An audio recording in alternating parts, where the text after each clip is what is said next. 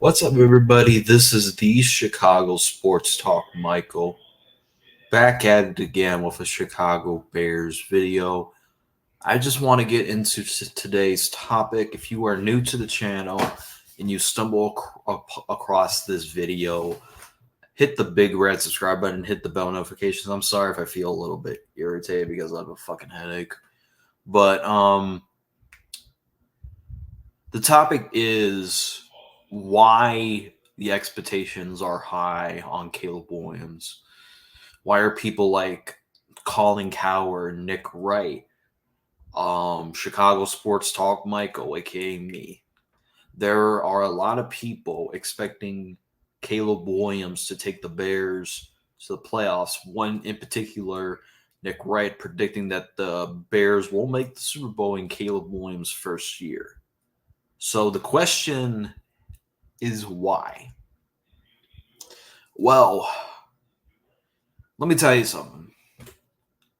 This would not be the case if Caleb Williams didn't go to, I don't know, Washington, New England, New York.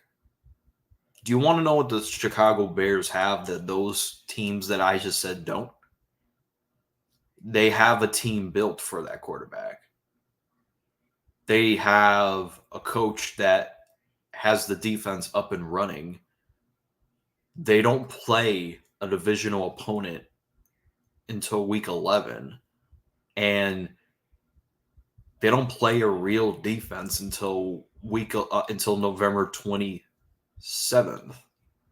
So they're doing it because the Bears are a built team. DJ Moore, Keenan Allen, Roman Doomsday, Cole Kmet, Shane Waldron, who resurrected Geno Smith's career.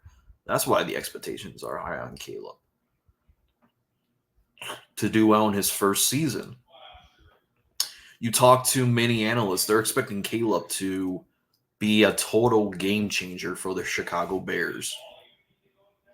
And they're predicting him to do even more than any of the Chicago Bears quarterbacks. Not just Justin Fields, but Mitch Trubisky, Jay Cutler, Rex Grossman, Kyle Kyle Orton, Jim uh, Jim Closet or whatever.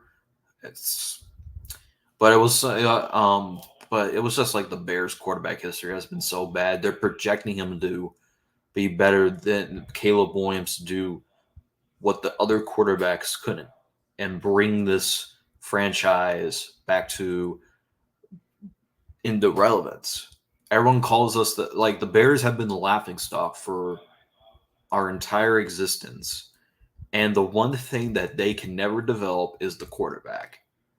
The most importantly, we blame the organization because of the simple fact that they failed to build around the quarterback. But it's looking like things are different because if we're talking about prior years, the Pace and Nagy era, or I should say the Pace era, they really did not structure the things out for the quarterbacks.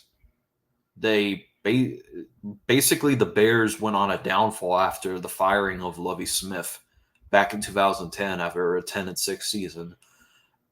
Also, it's going to be the reason why he has a high expectation is because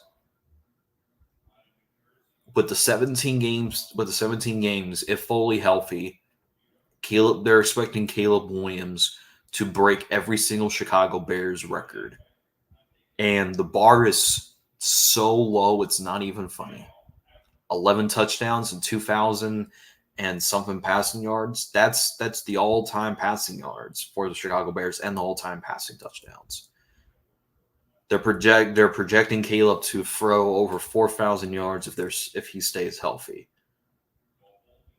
He's not expected to break Eric Kramer's touchdown record, which is 29 touchdowns, but I'm projecting him to have at least 25 touchdowns and 11 interceptions and 3,000 yards to be exact, even though people are expecting him to reach the 4,000 yard margin, knock on wood, if he's healthy. But if everything keeps going to plan, and Caleb Williams, like I said, if this team stays healthy, Caleb should have no problem with these weapons. Like, these weapons are always, these options that he has, they're always going to be open to him. And the fact that the NFL is translating to an offensive league, you're going to experience a lot of firepower in this offense. As the NFL changes, the Bears have realized that you need an offense, and basically the Mahomes and Caleb comparison, I didn't understand it at first because I thought they were saying that he's going to do the same thing that Patrick Mahomes did. They weren't really talking about accomplishments. They were talking about the overall skill set that he has to Patrick Mahomes. And I'm not saying that he is Mahomes, but he does some similar stuff. Like, he has some similar traits to what Patrick Mahomes has. So that's why people have high expectations on Caleb. And I love it when people call me a Caleb rider. No, and people, I've been on track. I said that I'm not going to get a Caleb Williams jersey until he gets a contract. And I don't have I have priorities in my life. I don't need to get his jersey. I don't need to get Caleb's jersey to support him.